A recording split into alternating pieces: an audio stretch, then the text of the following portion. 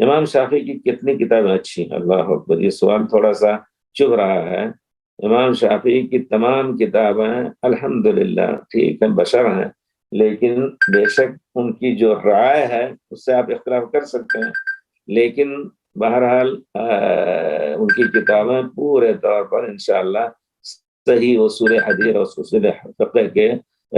اصول پر ہیں۔ ان میں سے رسالہ جو ہے بہت ہی اہم کتاب ہے،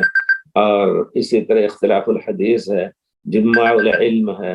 اور سب کو جمع کر کے کتاب الام میں اس میں چھاپ دیا گیا ہے۔ اور جو ہے کتاب الام، وہ فقہ کی تمام ابواب کی کتاب ہے اور بہت ہی اہم، اس میں کوئی شک نہیں۔ امام شافعی کا کوئی مسند نہیں تھا، انہوں نے اپنے طور پر تیار نہیں کیا، انہی کتابوں سے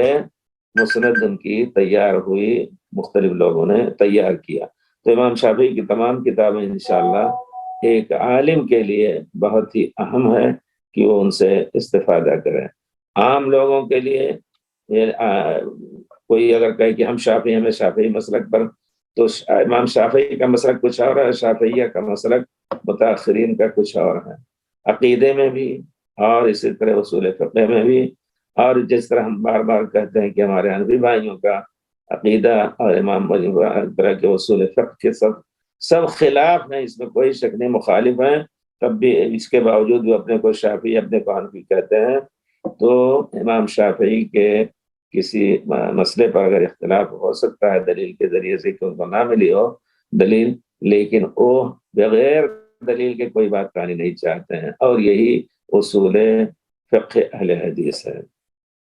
انہوں نے فقہ اہل حدیث کی بنیاد ڈالی، آپ سمجھیے، اس میں کوئی شک نہیں۔ سوال یعنی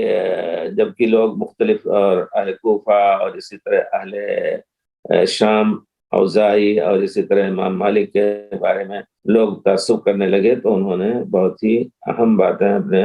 اس میں اتباع سنت میں، نبی کریم صلی اللہ علیہ وسلم کی اتباع ہی اصل ہے، کتاب اور سنت ہی اصل ہے، اس پر بہت زور دیا انہوں نے۔